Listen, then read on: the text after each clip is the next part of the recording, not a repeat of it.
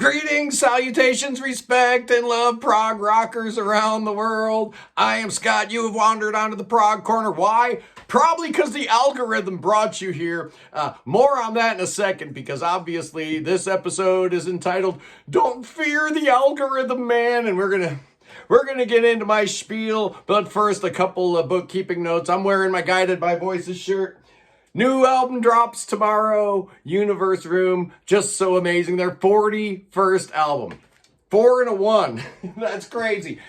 And yeah, I wanted to get into the algorithm stuff, but it's not every day that you get a package like I got today from a guy named Tobias Stearns.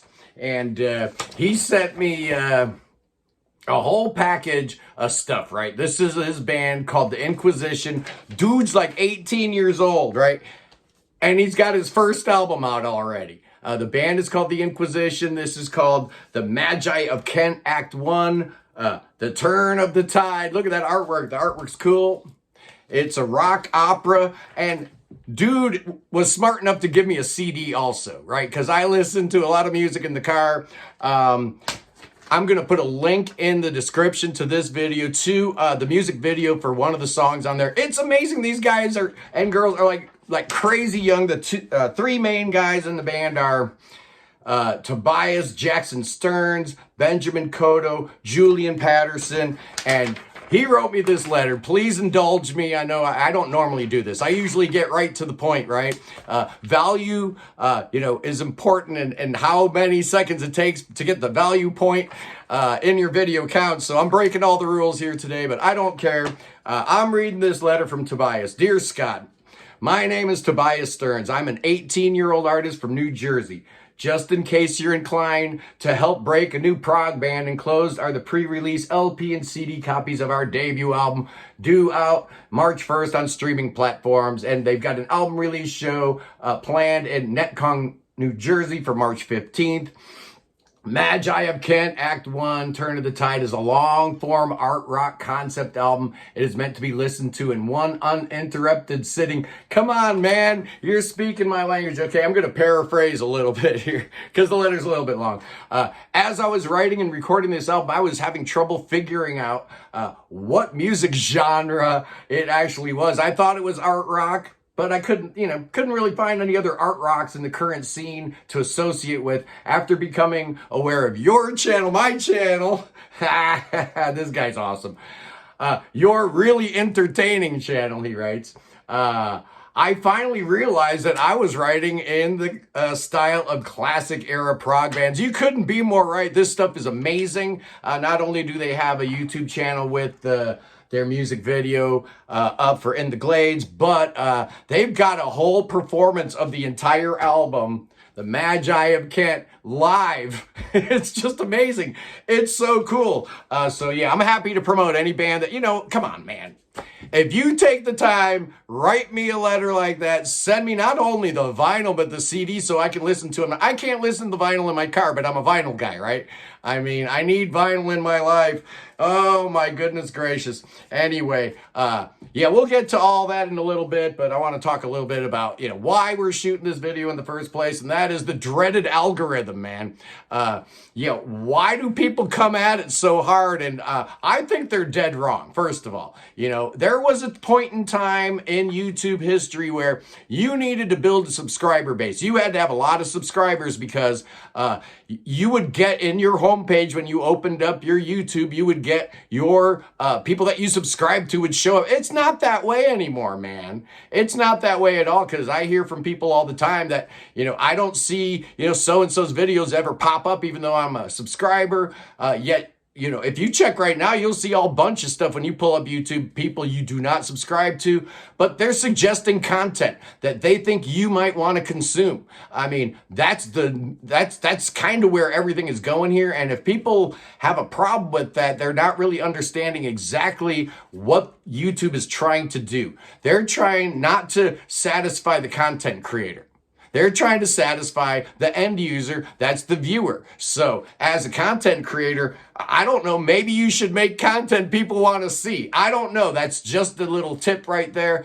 And if you look at view counts, you can clearly see certain types of videos get certain amounts of views. And that changes over time, right? I've been on for 3 years now, and when I did my listicles and rankings and stuff, those would really move the needle. It's not that way anymore.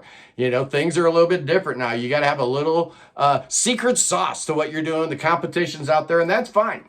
So what do we mean by the algorithm really? All that is impressions, right? Either on your homepage or suggested videos, or, you know, when you're done with the video, another video pops up, that type of thing. Impressions, and how many you get and to whom they're sent out to. That's all the algorithm is deciding.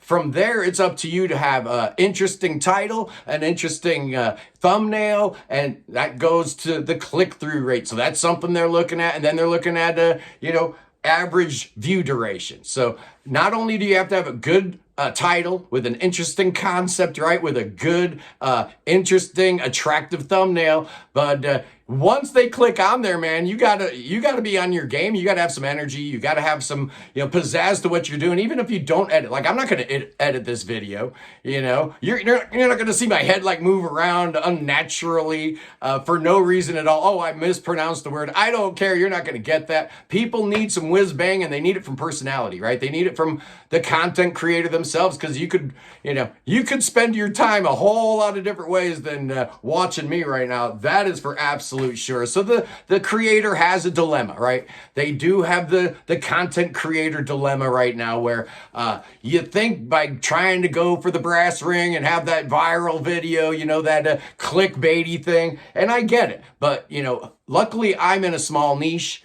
Most of the people that I talk to and associate with on YouTube are in the same niche, which is, you know, progressive rock, right? And you can branch out, and there's some creators that are doing that in a really, really good way. Some people have branded themselves in such a way that they can do that. Barry Robinson, you know, I can't do that, man. I'm the or can I?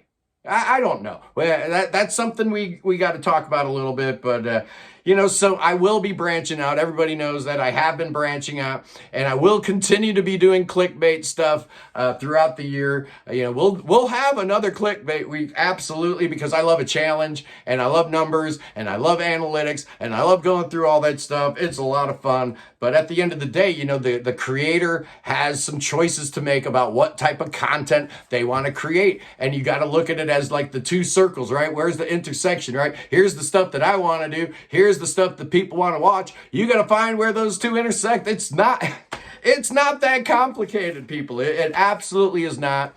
And in the grand scheme of things, you know, it really depends what the content creator is looking to do and what their goals are, right? I know some content creators, they just want to, you know, hit record and talk about a record that they like. And that's great. That's fine. You know, if 100 people watch it, they're satisfied. But you know what? I'm not satisfied with that, man. If there's a record I really like, and I have a platform to talk about it, and a way in which I can translate my passion for said music into actual sales, I'm going to do it, man. Why? Because that feels good. It feels right. The universe feels like it's working properly. And so growth for this here channel, right?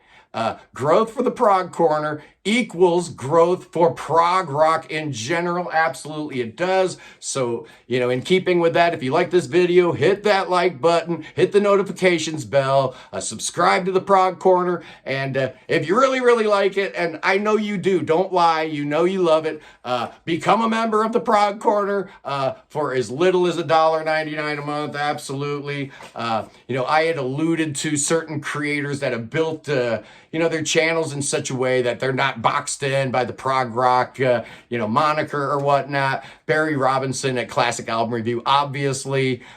There's prog's not in that name, right? Andy Edwards, you know, he's proven himself to be very adept at, you know, not only drumming, but he's kind of become a monster at YouTube. If you look at his thumbnail game, if you look at his view counts, come on, man.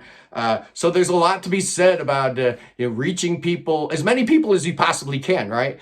But then the other part of me has nothing but mad respect for creators like Nathan from Nathan on Shuffle, Michael from Notes Reviews, that they just do whatever they want to do. And they are so true to themselves and so pure and so authentic. And I love that too. So I'm going to try to thread the needle. And you know who threads the needle best of all of them? It's the mighty Pete Pardo. And I know Sea of Tranquility's been around a while, and they're, the king of the hill and whatnot. And, he's got, this whole cast. Oh, wait a second. I'm part of that cast too. But, whole lot of people working for Pete. We're all trying to row in the same direction, right? And that's why Sea of Tranquility is so important.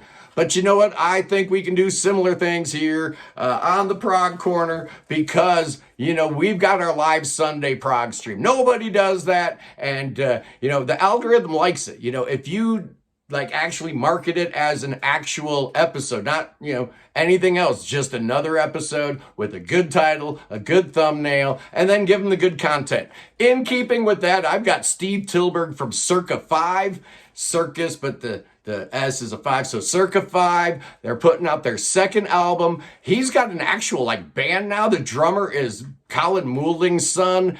The bass player is the dude Mark Klingmeister, who is in Tin Spirits with Dave Gregory. So yeah, the XTC connection is strong with this one. The Force is strong with Steve Tilburg. And I can't think of any band that's probably more polar opposite of XTC and Circa 5 than Dream Theater. So we're doing a Dream Theater roundtable. Why not? Talking about Parasomnia. And then the week after that, oh man, Sunday, mark your calendar, boys and girls. Sunday, February 16th, 11 a.m. Eastern Time. I've got the one, the only John Bagel live from Bangkok, Thailand, man. It's going to be 11 p.m. in Thailand, but he's going to be joining us because his band, Pattern Seeking Animals, their 5th album drops on Giant Electric P 2 days prior. So that's February 14th.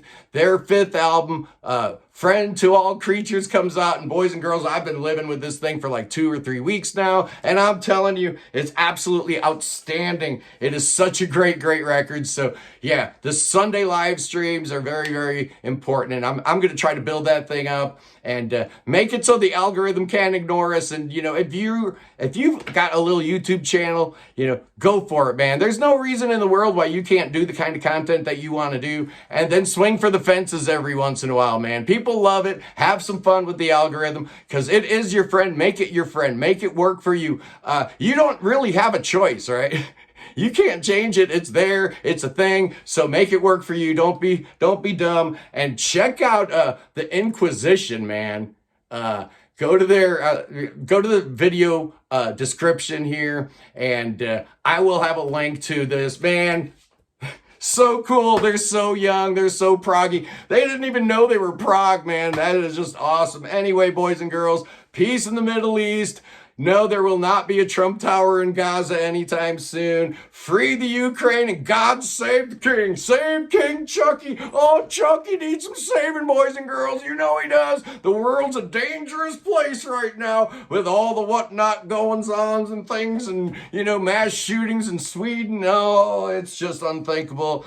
Thoughts and prayers to all you people who've lost loved ones because of gun violence. Not cool. I love you guys. And Billy Bob, bust out them snakes. Oh, we're dancing with snakes. Oh, yeah, we're dancing with snakes for the Riviera of the Mediterranean. That's going to be the Gaza Strip. All those beaches are going to be beautiful. That's some great beachfront property, boys and girls. But the snakes don't care about any of that. They just want to bite you. I love you guys. I'll see you Sunday as we welcome Steve Tilburg onto the show. And we talk about his new album, his band Circa 5, and Dream Theater. Why not? It's going to be a blast. I'll see you then. Peace.